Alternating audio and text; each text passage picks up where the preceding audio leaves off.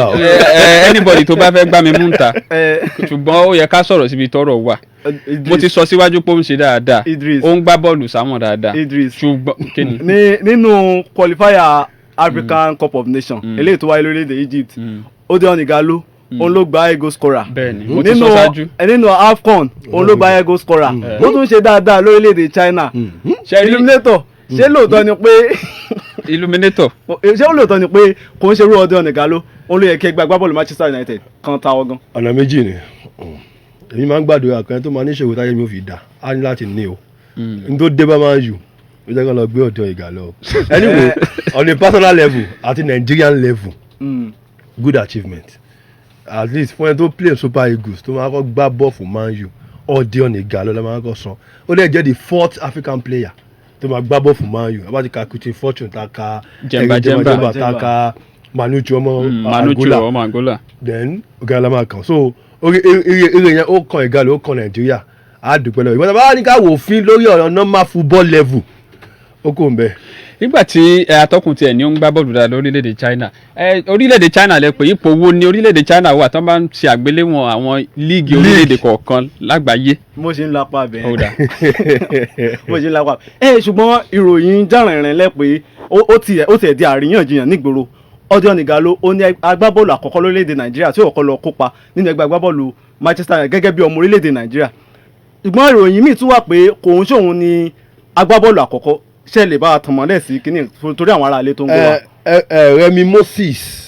Remy McMoses. ó jẹ́ ọmọ Nàìjíríà tí àwọn òbí ọmọ Nàìjíríà bí tó gbá bọ́ọ̀lù fún Manchester United rí nígbà kan rí ṣùgbọ́n nǹkan tó fi yàtọ̀ ni pé kò ní àǹfààní àbí ká lọ pé kò gbá bọ́ọ̀lù fún Super Eagles of Nigeria bí tá a ti máa mú nìyẹn ọmọ Nàìjíríà ni ọ̀rọ̀ dàbí ọ̀rọ̀ Dele Alli Ross Barkley former England international tó play fún Wimbledon yìí John Fashanu tí wọ́n jọmọ Nàìjíríà ṣùgbọ́n tí wọ́n wọṣọ green white green Super Eagles a lè kà wọ́n gẹ́gẹ́ bí agbábọ́ọ̀lù orílẹ̀-èdè Nàìjíríà tó play fáwọn ìlú yẹn fáwọn club yẹn rádà ṣùgbọ́n Odion Ighalo wọ green white green represent Nàìjíríà Nations Cup World Cup ó ṣe kí ni ó ní àǹfààní láti gbá bọ́ọ̀lù fún Man U. Remy McMoses ó jọmọ orílẹ̀-èdè England àwọn Nàìjíríà tó play for England tó gbá bọ́ọ̀lù fún Manchester United ó yàtọ̀ síra wọn so bí tá a ti máa gbéyàwó nìyẹn alágbègbè pé Nigeria in diaspora Remy McMoses lọ́kọ́ play ṣùgbọ́n Nigeria as a Nigerian international Ighalo ni kì í ṣe Remy McMoses. Remy McMoses òun ló ti pé ọmọ ọdún mọ́kànlé ní 51 years of age. 59 years báyìí mọ́kàndínní abẹni November 14 1960 mọ́kàndínlọ́gọ́ta òní Remy McMoses báyìí ó sì gbá bọ́ọ̀lù fẹ́ gbá bọ́ọ̀lù Manchester United láàrin ọdún 1981 sí ọdún 1989 ó gbá bọ́ọ̀lù sí àwọn nígbà méje nínú ó sì ṣojú fún wọn ní ìgbà 150 times ló fi ṣojú fún ẹgbẹ́ agbábọ́ọ̀lù Manchester United. ẹ ṣeun tẹ́ ẹ ṣàwẹ̀mẹ́ fún àwọn olùgbọ́ wa láti ibẹ̀ káwọn lọ síbi oní ìpele wo ní líìgì ilẹ̀ China wà lágbàáyé òun ló fẹ́ mú mi sọ ilé ìpè ní ọdún 2019 nígbà tí wọ́n ń ṣe ìgbéléwọ̀n àwọn líìgì tó dáa jù lágbàáyé líìgì orílẹ̀-èdè Nàìjíríà Nigeria National League Nigeria Professional League ó wà ní nọ́mbà 57 lágbàáyé. ṣe rí in fact káti ẹ̀ kọ́kọ́ mú báyìí náà pé bí wọ́n ṣe ṣe ìgbéléwọ̀n ọ̀hún yẹn tó bá jẹ́ pé a bá rí nǹkan tí dóò wọ́n láwọn parameters wọn tí wọ́n ń wò a lot of things wọ́n dẹ̀ ń wò TV right ni bí orí pápá ṣe rí ni bí wọ́n ṣe ń ṣonígbọ̀wọ́ ẹ̀ sí ni báwo ni wọ́n ṣe ń ṣe officiating bẹ́ẹ̀ lọ àwọn parameters tó ń lò nìyẹn ṣùgbọ́n tẹ́ ẹ̀ bá gbàgbé ẹ̀ rí i pé 77th position la wà tẹ́lẹ̀ ní 2018 ní 2019 ọdún tó lọ yìí òun ni wọ́n ṣègbéléwọ̀n tó wá sọ pé àti gòkè sí o pẹ̀lú bíi 20 o àti move up bíi 20 places sí o àti wá wà 57 nǹkan tó dáa ni gẹ́gẹ́ bí ọmọ orílẹ̀-èdè Nàìjíríà pé àti ẹ̀ ń tẹ̀síwájú ṣùgbọ́n àárín ara wa la wà ilé la wà yìí ká wá sọ̀rọ̀ síbi tọ́rọ̀ wà ká sojú abẹ́ ń kó kó o tó sojú abẹ́ ń kó n fẹ́ tiẹ̀ béèrè ìbéèrè kankan ní sáà líìgì tá a wà yìí lọ́dún 2018 orílẹ̀-èdè Nàìjíríà ṣe 77 lágbàáyé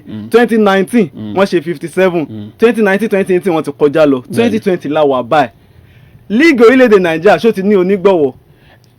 Onígbọ̀wọ́ wo lẹ́rìí ni. òun náà mò ń bẹ̀rẹ̀ ṣó ló nígbọ̀wọ́. àjọ ń bira wa náà ni. ìgbà tí 2020 tó bá fi parí ṣé àní wà bí abi number 200. ṣẹ́rí ẹ jẹ́ ká mú àwàdà kúrò a lot of things ló ń ṣẹlẹ̀ tí ò dáa rárá fún eré bọ́ọ̀lù ní orílẹ̀-èdè wa Nàìjíríà. tẹ́ ẹ bá rí ẹ rí i pé ní sáà tó lọ bíi pé kí wọ́n máa nadarí ayò tí àwọn home fans bá ti rí i pé result ò favour wọn nǹkan kan bẹ́ẹ̀ yẹn kí wọ́n máa gbá bọ́ọ̀lù lọ kí bọ́ọ̀lù má wá sí ìparí kí wọ́n sùn kí wọ́n lọ fún bírèkì kí wọ́n má padà dé bẹ́ẹ̀ kódà èmi fẹ́ sọ ní ìsìn pé ó yà mí lẹ́nu gan bọ́n ṣe sọ ń pa tún ti wọ 57 torí pé last season gbogbo ara mọ́ tó ṣẹlẹ̀ náà really wọ́n lọ sí bírèkì ò lópin kí wọ́n tó dé padà ní sáà yìí gan wọ́n fún wa lọ́jọ́ bíi mẹ́ta ọjọ́ bíi ẹlẹ́ẹ̀kẹrin ni wọ́n tó bẹ̀rẹ̀ season yìí tá a wà yìí. kódà àwọn tó lọ ṣojú àánú CAF Champions League CAF wọ́n já dáhùn. nígbà tí wọ́n gbáfẹsẹ̀wọnsẹ̀ tí wọ́n lè fi gbáradì.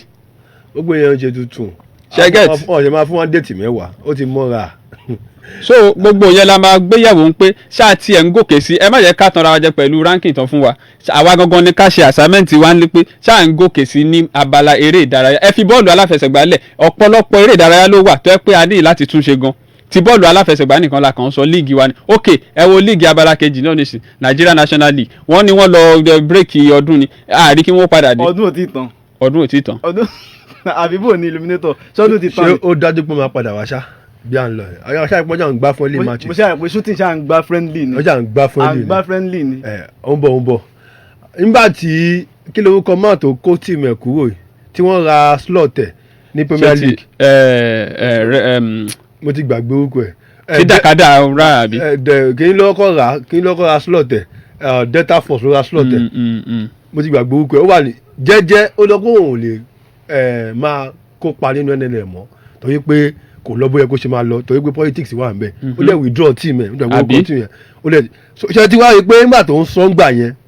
Kada City ó ṣe jàre ìgbà tó ń sọ ń gbà yẹn dàbẹ̀ ni pé ó kàn ń sọ̀sọ̀kúsọ ní ìsìn ṣe ti wá rí i pé a ti wọ fẹ́ brief my friend NNL rẹ̀ tí ìpadà dé lóòótọ́ ní league wa jẹ́ 77 àbí 57 ìdíwọ́ lẹ́lẹ́ pé wẹ́ẹ́ èmi ò mọ paramita fi ń ṣe àwọn. èmi kọ́ mo pè bẹ́ẹ̀ ìgbéléwọ̀n ti. èmi ò mọ tó fi ń ṣe àwọn anyway but then taba wò ká wò dáadáa taba wò fín number one ṣé a ní professional club Nàìjíríà.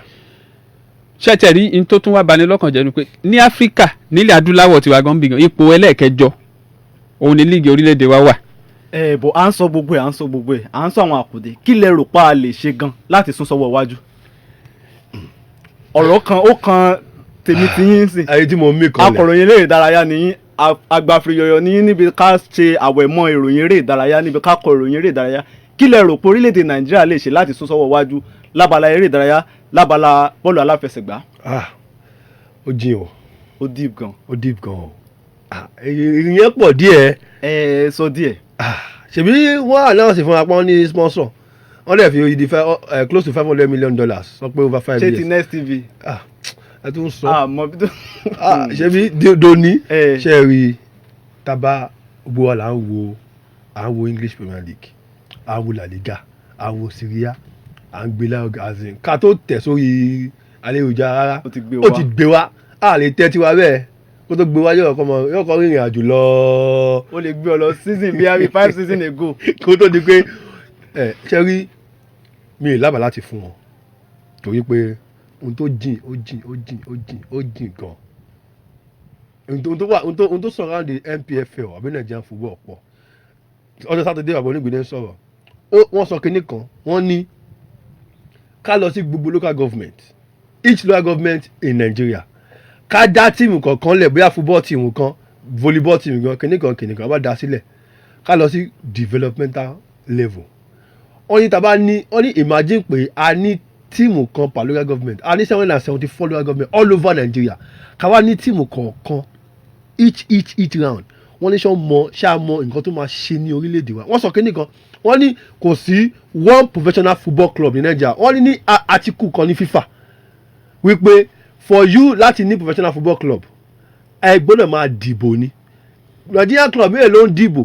parastatals gbogbo wọn ebi ìjọba ló ń tẹ̀kì àwọn tí ìjọba bá ń tì ń tẹ̀kì àwọn clubs ní Nigeria baba sport oracle a lè ní league tó lè lọ síwájú. ṣẹ̀wárí ní abala bíi tí illuminator dé yẹn gan náà ní ibi tí mo ti fẹ́ mú ọ̀rọ̀ tèmi ṣe rí gbogbo líìgì tá à ń wò lókè òkun Gẹ̀ẹ́sì ni Ìtàló ni Spain ni oríṣiríṣi bẹ́ẹ̀ bẹ́ẹ̀ kò síbi tó ti wà lákọọ́lẹ̀ pé ìjọba ìlú kan ló ń ṣe agbátẹrù ẹgbẹ́ agbábọ́ọ̀lù tó wà ń báyìí ṣẹgẹt so nísìnyí tẹ́ bá sọ pé ìjọba tó pé ó ní oríṣiríṣi ibi láti náwó sí tó yẹ pé òṣìṣẹ́ gan wọ́n ìsanwó ṣá àwọn wà sọ pé ẹgbẹ́ agbábọ́ọ̀lù ló kù táwọn fẹ́. ìjọba mélòó ló sọ pé iye báyìí ló wà fún sport. ṣètì ẹ̀rí ní sáà bíi mélòó kan sẹ́yìn mọ́mọ́ ti Kano 800 million naira ní Kano state government máa ń gbélẹ̀ ní ìbẹ̀rẹ̀ sáà kọ̀ọ̀kan pé tíìmù Kano Pillars ẹ gbà ó ẹ̀dẹ̀ má wàá bá mi mọ́tí sáà ó fi parí ìyẹn ti ẹ̀dá tó bá lè ṣe ṣùgbọ́n mélòó nínú wọn ló lè ṣerú ẹ̀ ṣe wá rí onígbọ̀wọ́ ní kinní kan láyé john òun ni Globalcom máa ń ṣe agbátẹrù líìgì orílẹ̀-èdè wa Nàìjíríà ṣùgbọ́n nígbà tí wọ́n rí ní tó tẹ̀yìn ẹ̀ yọ ibi tá à ń náwó sí tí àárín improvement àárín kankan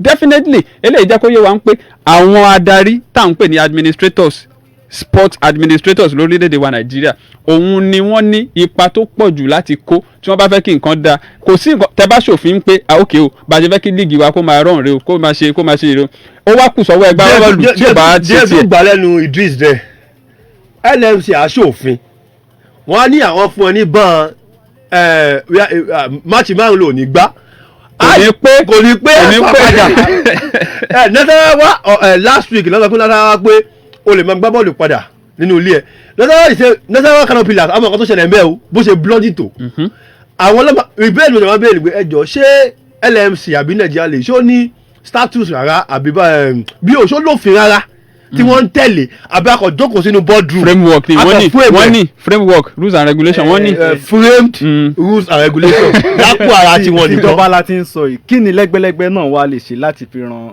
ìjọba lọ́wọ́. ṣẹ́rí kò sí ní tó lé ń bẹ̀ nísìnyí tí a bá pera wa ní ẹgbẹ́ association àwọn football club owners wà league body wà ìyẹn LMC now LMC ló máa sọ pé òkè o bá ṣe fẹ́ kí league wa rọrùn rè o wọ́n dẹ̀ máa fún gbogbo ẹ̀yin tẹ ní club ló fi ń pé nǹkan tẹ́ máa ṣe tẹ́ bá mọ̀ pé ẹ fẹ́ kópa nínú league orílẹ̀-èdè wa Nàìjíríà ìgbésẹ̀ táwa tá a fẹ́ darí ẹ̀ tá a gbélẹ̀ rè o ẹni èyíkéyìí club tí ò bá ti fara mọ́ ìgbésẹ̀ tán bá gbé wá ìjìyà tó bá tọ́ wọ́n fi jẹ́. kò tẹ̀ ń ṣe ebi LMC lèmi ń sọ báyìí torí LMC tá à ń sọ àti sọ pé ìjọba náà ló ń àwọn náà ló ń wà bẹ́ẹ̀ ni àwọn iléeṣẹ́ ńláńlá tẹ́ pé wọ́n nífẹ̀ẹ́ àti ẹ jẹ́ kí n ṣe àpẹẹrẹ báyìí èmi jẹ́ olówó mo fẹ́ sponsor Nigeria Professional Football League jọ pẹ̀lú bó ṣe ń ṣẹlẹ̀ wá sí kòwó mi léyàwó. ìbéèrè tí mo fẹ́ bí gangan nìyẹn pé kí ló dé tí Globalcom fi pull out.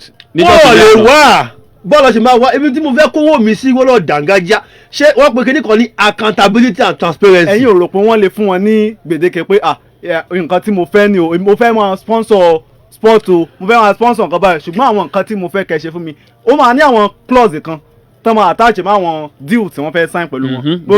nǹkan tí mo fẹ́ kẹ́ ṣe rèé o ṣé wọ́n lè ṣe bẹ́ẹ̀ ni. ṣẹ́rí kò ṣe pé wọ́n ń ṣe bẹ́ẹ̀ nígbà tí bàbá onígbìnrin kọ́kọ́ wá ní ọjọ́ yẹn lákọ̀ọ́kọ́ wọ́n sọ̀rọ̀ kò ń ṣe pé bóyá tó bá fẹ́ ṣe agreement pé bóyá wọ́n ní clause wọn ń sọ pé báyìí la ṣe fẹ́ ṣe báyìí wọ́n máa ń ṣe at the end of the day wọ́n ò lè tẹ̀lé ni wọ́n ò lè tẹ̀lé ni because àwọn èèyàn kan wà táwa ò ṣẹ́rí àwọn èèyàn kan tó ń ṣe investigative journalism àwọn yẹn ló máa ń tọpinpin tó bá rí ọ̀rọ̀ kan tó ṣú wọ́n á ṣètọpinpin yẹn wọ́n á invest àwọn ni wọ́n máa ń rí àwọn òtítọ́ ìpè àwọn èèyàn kan wà tí àwa ò kì í mọ̀ tó jẹ́ nípa àwọn náà máa ń wà nídìí owó tó bá ní ìsìn díìlì Next TV ó ní àwọn clubs ló yẹ kó jẹ́ beneficiaries deal yẹn ẹ wá lọ wá dúró owó yẹn mélòó èlò náà fẹ́ fún àwọn club yìí wọ́n lè má tó bá yẹ kó padà get over the line wọ́n lè má gbà ju $1 million lọ tó bá tiẹ̀ rí àwọn èèyàn kan náà ló máa wà ń díẹ̀ ṣé mọ̀ tẹ́mi bá jẹ́ olówó tẹ́wá ní kí n wá tí mo dẹ̀ wò pé ọmọ orílẹ̀-èdè Nàìjíríà ni mo yẹ ká gbé league wa lárugẹ kíníkan ṣé màá sọ pé mo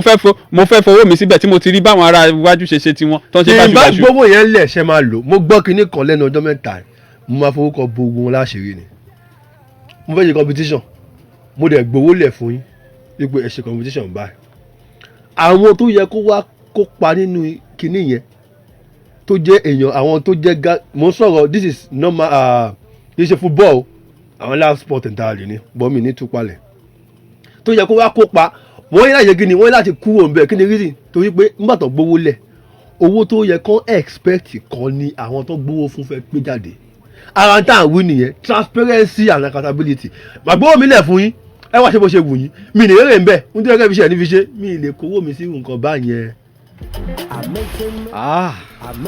ẹ̀rí pọ́n ta lẹ́nu bíi kílìṣí nínú ilé agodo tí a ń bí nínú ilé agbára pensioners 106.7 tó kalẹ̀ ságbárígo lónírèké nílùú Ìbàdàn rẹ́rẹ́rún lẹ́tọ̀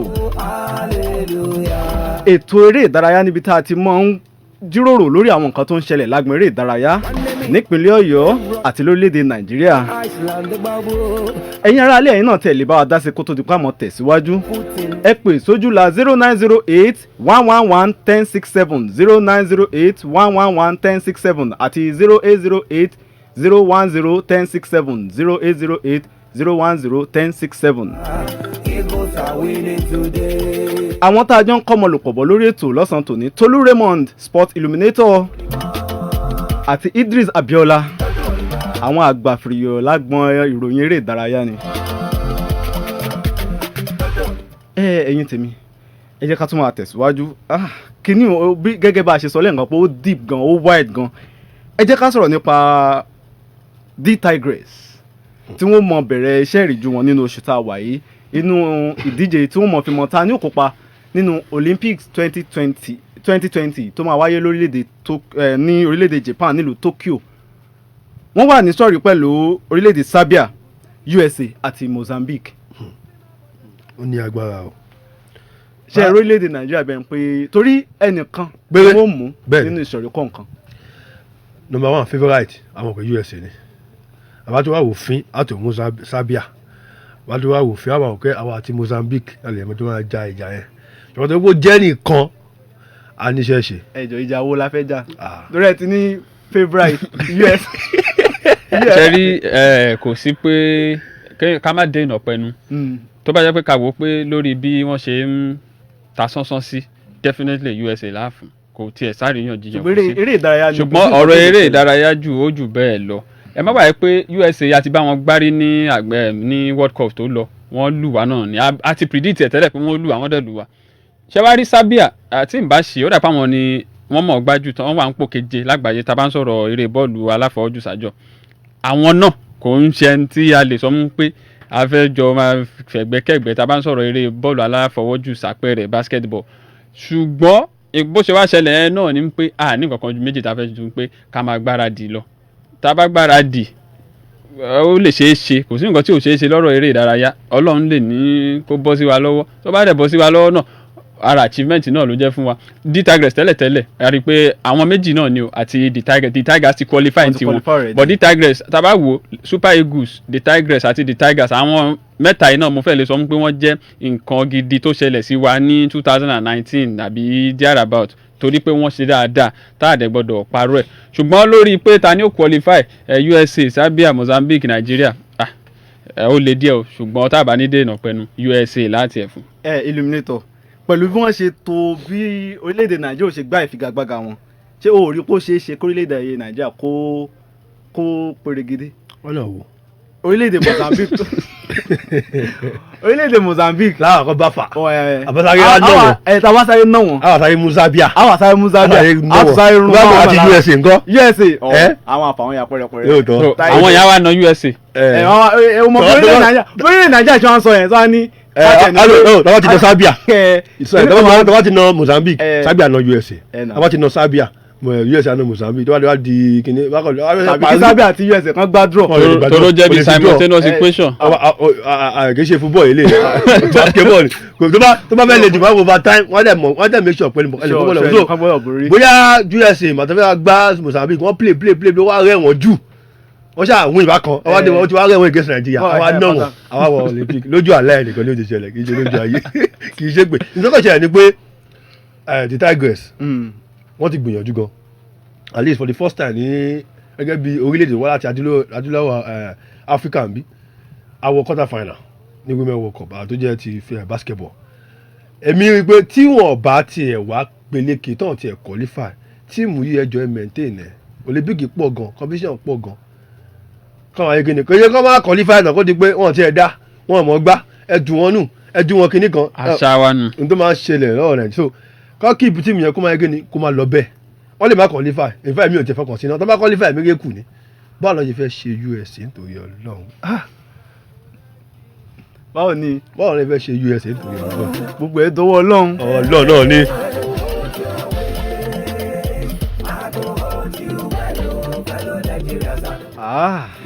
rẹ́rẹ́run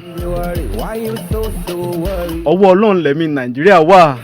wọ́n lọ́wọ́ tiwa náà. lọ́wọ́ wa lọ́nà wò bá kí la lè ṣe. ṣe wọ́n ní ọmọ tó bá ṣí para ẹ̀ ní kí ni ń gbé. àwọn kan ń ṣí pa.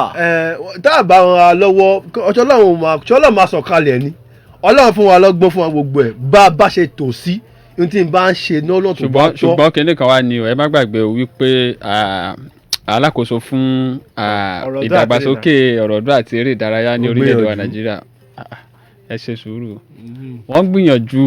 omi pọ̀ lóka lọ ohun tó ti bàjẹ́ òun náà ni kò sí nǹkan tó ń jẹ́ quick fix. láíláí.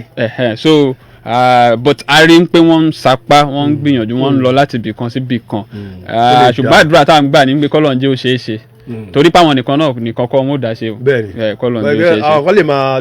báwọn kan ṣe ń gbé lo òkè lẹ́mọ̀ọ́ làwọn kan ń fà á lẹ̀. fi àdá sí lábẹ́ pé ọ̀gá àní ò ní gasẹ́. wàá jókòó sẹ́ẹ̀ kò síbi tó ń lọ. kó tó di pa àwọn tàtàkùnsẹ́ lórí ètò yìí ní pápápá ìmọ̀ràn wo lẹ ní fún àwọn tó ń ṣe eré ìdárayá àwọn alákòóso eré ìdárayá àtàwọn lẹ́gbẹ́lẹ́gbẹ́ tí wọ́n tẹ̀lé sponsor eré ìdárayá lórílẹ̀‐èdè. tó bá ṣe eré ìdárayá jọ lọ school ó wà very very important sí ayé ẹ̀ má lọ pé eré ìdárayá mò ń ṣe o mi ò wá lọ school kọjú mọ́ ìwé ẹ̀ kò dẹ̀ ṣe eré ìdárayá tí kò bá ṣe nǹkan ó ṣe àwọn tó ń da ìyẹn fún àwọn tí ó ń ṣe eré ìdárayá jọ tó bá jọmọ yẹn lọ school o ìwọ tó bá yẹ kó ti parí school ṣe ó sì lè máa tẹ̀síwájú kó tó máa gbìyànjú kó máa gbàdúrà ọ̀nà léṣì àwọn tó ń darí wa ẹ jọ̀ọ́ ẹ wò fín dáadáa ẹ ṣeun tó tọ́ àti tó yẹ ẹ mọ̀ gbogbo tábàkà ń sọ ọ mọ̀ tó yẹ kán ṣe ṣùgbọ́n ó ti yé mi àti àpò yín náà ní nǹkan ta ló dúkù tó ti ní kí n bá wí náà. àwọn tí wọ́n lè wọn sponsor eré ìdárayá ẹ jọ̀ọ́ ẹ ṣeun tó yẹ kẹ́ ẹ tọ́ wọn wá ní òlé. ẹ sọ nǹkan kan lẹ́ǹkan sà. mo ń gbọ́. ẹ ní pé àwọn alákòóso wọn mọ̀ ṣé níbi tí wọ́n ti ń fi lọ́ọ̀yà tó fi ń ṣe sport minister tó ti ń fi. a ti sọ Nigeria sport a ti sọ sport di politics sport kò kí n ṣe politics tá a bá ṣe normal ẹni tó yẹ kó wà níbi ipò yẹ kó wà níbi ipò tó bá gọ́ọ̀mẹ̀ntì lọ́wọ́ Nàìjíríà gbà number one ni pé gbogbo ẹ̀ ni pé tó ń bá ṣe campaign fún yín mo máa ń sọ tẹ́yìn bá ṣe campaign wájú mi màá béèrè pé kí ló ní fún sport tó bá ti ní má campaign fún mi lè dìbò fún ẹ orí kò pay mi kò jù bẹ́ẹ̀ lọ. gbogbo ẹ̀ náà ni ọ̀rẹ́ wa ti sọ èyí tó ṣẹlẹ̀ ńbẹ̀ ni pé fún àwọn tí ó ń ṣeré ìdárayá gẹ́gẹ́ bó ṣe sọ kán gbìyànjú kán tẹpá mọ́ torí gbogbo ohun tí èèyàn bá ti mọ̀ ṣe láyè kó rí pé òun tẹpá mọ́ kó sì mọ̀ gbàdúrà kó lọ iléèwé torí pé tó bá mọ̀ nǹkan ṣe náà ẹ̀kọ́ tó bá ní látara pé o lọ iléèwé òun ló máa jẹ́ kó o tayọ dáadáa pẹ̀lú àtìlẹ́yìn Ọlọ́run fún àwọn tó ń darí eré ìdárayá ní orílẹ̀-èdè Nàìjíríà ìyẹn ìmọ̀ràn náà la lè gbà wọ́n yí pé kí wọ́n rí wípé àwọn ń ṣe ohun tó tọ́ gbogbo wọn ní orí wọn pé wọ́n sì mọ nǹkan tó tọ́ láti ṣe tó bá lè pera wọn jọ kánjọ sọ̀rọ̀ wàláì eré bọ́ọ̀lù àbí eré ìdárayá generally lórílẹ̀‐èdè wa Nàìjíríà yóò lọ sókè ṣẹ́wárí ti àwọn tó lè ṣe onígbọ̀wọ́ láti jẹ́ kí eré ìdárayá kó bù àyà sí ìyẹn yóò le díẹ̀ torí wípé nǹkan táwọn tó wà ní orí ètò gangan tó bá ń darí ètò tó bá ṣe òun ni ó dìtàmì bóyá wọn yẹn ó fẹ́ wá àbí wọn ò ní wá so ó sì kù lọ́wọ́ àwọn administrators. ìdísì ní orí wọn pé o kọ́ ṣe nǹkan tó yẹ kọ́ ṣe. ẹ dágbé fún ara lé. ẹ̀yin ará lé a dúpẹ́ lọ́wọ́ yín pé ẹ dúró tì wá títí tá a fi parí ètò ẹ pàdé wa ní ọjọ́ Monday tó ń bọ̀ fún àkọ́tún ètò Rẹ́rẹ́nú ẹ ṣé ó dìgbà. ẹ máa gbọ́ wa dáadáa ní Idris Abiola kí n má tún gbàgbé bí mo ṣe gbàgbé nígbà tá a bẹ̀rẹ̀. ìrònú pọ̀ ẹ máa gbọ́ wa dáadáa Raymond ló sọ̀rọ̀ sport ìdọ̀bọ̀dé. ẹ ṣeun gan ni lórúkọ gbogbo àwọn tá a jọ tó pọ̀ tí kinní ọ̀hún tó fi dùn mọ̀rìn lórúkọ olóòtú mi Ọmọbọ́lájí Akíntọ́lá the flawless producer lèmi Àánú Olúwapọ̀ Fásọyìn the sport oracle fi kì í pé ẹ ṣe gan tẹ́ ń gbọ́ wa lórúkọ ẹni tó pè mí worí ètò Bánkẹ́ Bello Àríléwọ́ àti FAR tèmi Facebook assistant referee pẹ̀lú mi Oyèníyì ẹ ṣeun tẹ́ ń gbọ́ ìkànnì yìí tó bá rí bákan náà ẹ jẹ́ ká tún múra wa lọ́sẹ̀ tó ń bọ̀ ó dàbọ̀.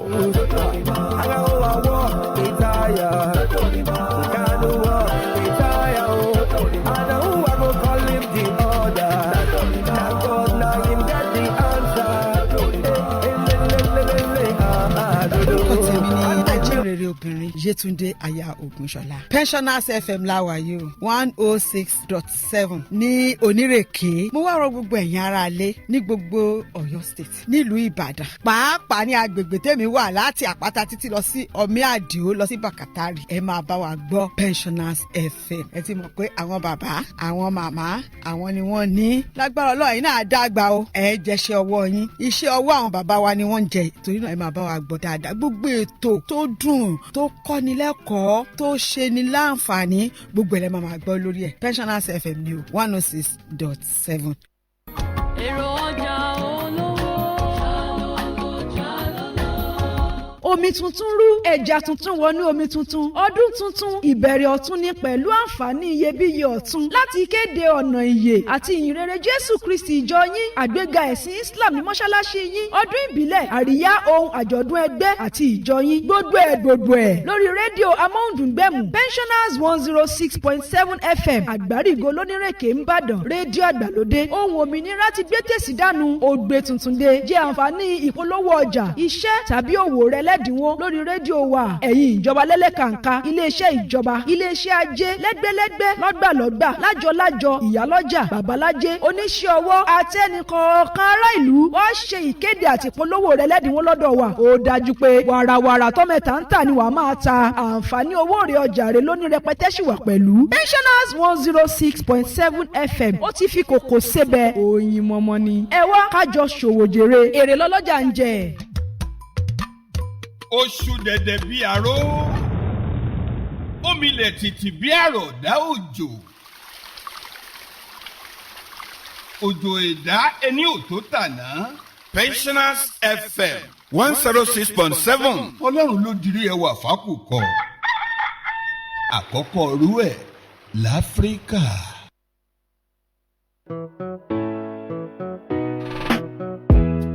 New year, new deal, big deal plus fantastic deal wey go drive your business, church, mosque, traditional festivals plus yearly events. Pensioners FM 106.7, the first labor radio for Africa, don't stand gidigba to help you and your business, event, activities with invention, reach plenty people for the very lowest cost per thousand. Now on top that level, we dey encourage our TV customers plus the potential ones from government agencies, parastatals, corporate organizations, mosques, churches, as well as traders, artisans, individuals, including plus everybody. Say make them take the advantage we sit down for inside this ogbonge bumper package and give wider publicity to them activities, products and services for chicken money. Country people, now new year, new dawn, make una dey run come and enjoy our ogbonge advert package wey dey pocket friendly. Make una remember say the soul of any business na in publicity, and Pensioners FM dey willing to go the extra mile for una. As the matter be so, we don prepare the sweet soup for inside pot wey dey attractive. Make una run come and taste am. Ooh la la, oh yeah! If una wan enjoy this better package, make una visit our marketing department for Oyo State Pensioners House, wey dem dey call Africa's model, wey sit down for Agbarigo, Onireke, Ibadan, or make una sama our marketing team on top 080 21 29 89 13 or 080 34 78 28 88. Pensioners FM 106.7, the voice of liberation. It's a new year, a new deal, a big profitable deal just for you. To drive your business, church, mosque, traditional festival, and that annual event. Courtesy, Pensioners 106.7 FM, government ministries, agencies, and parastatals, corporate organizations, entrepreneurs, traders, artisans, individuals, government at all levels. This is what you've been waiting for. Pensioners FM pocket-friendly advert bumper package. It's your best bet. Grab it now. Enjoy unparalleled, widest publicity.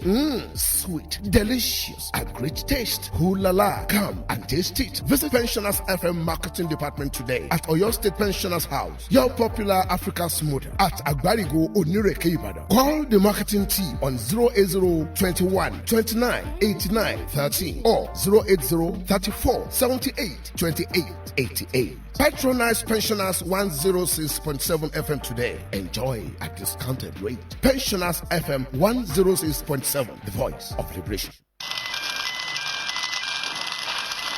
Ó gorí ilé fẹjú kẹ̀kẹ́ ọ̀bẹ́yáyá abìjàwàrà bí ẹkùn ọ̀ràrà ọmọ ọ̀ràrà tí ra ni iná ní jẹ́bẹ̀.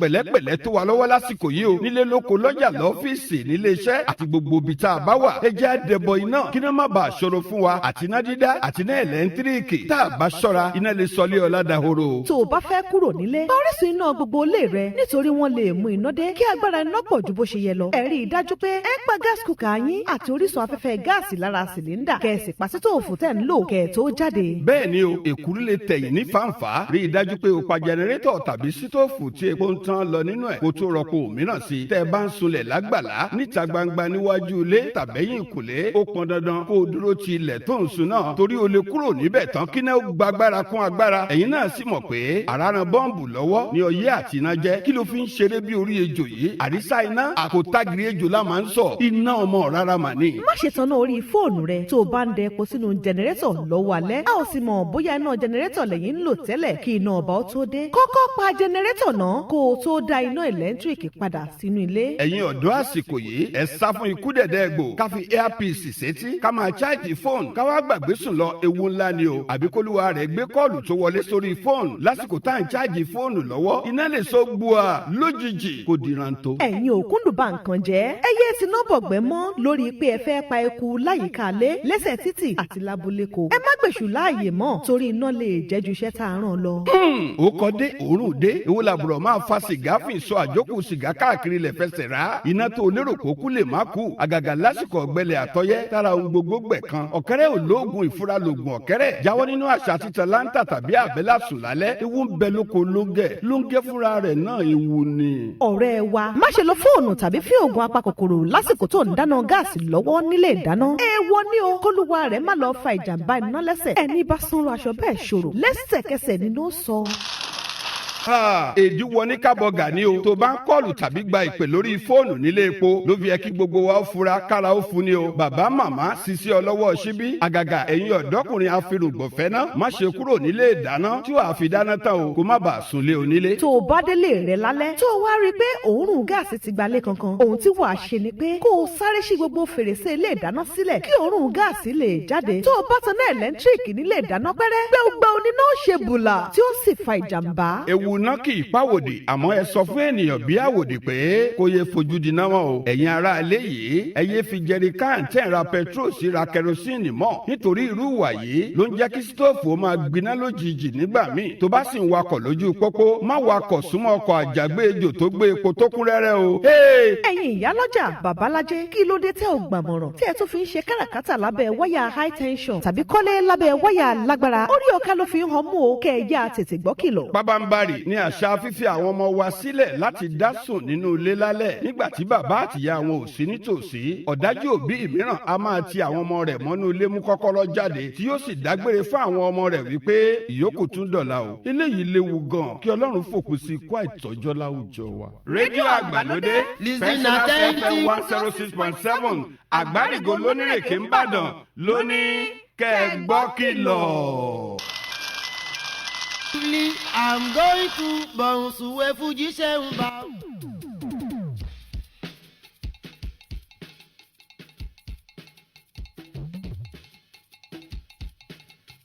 Listen attentively, I'm going to bounce away Fuji Shemba.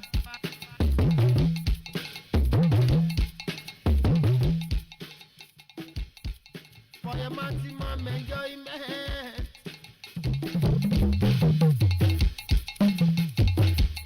Listen to the sound for your maximum enjoyment. Bonsuwe Fuji dance. We are happy people, we make you happy.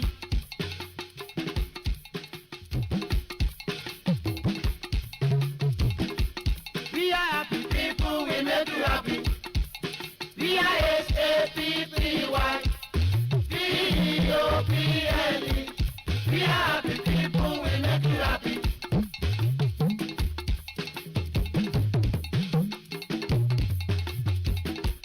We are happy people, we make you happy. Oh.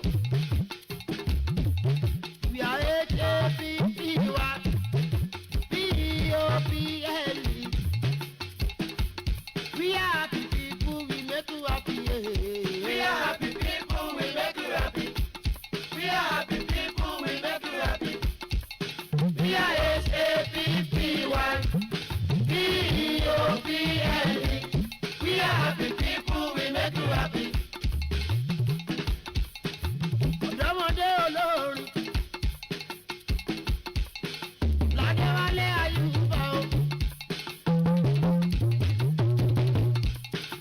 ó ń kọrin fàgbàlagbà ò láwùjọ eré.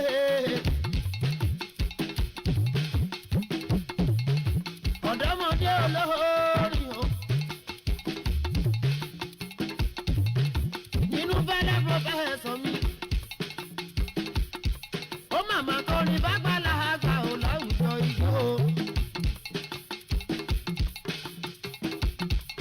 mo ti kọrin náà ní ìgbà kan. mo kọ àgbàgbà tó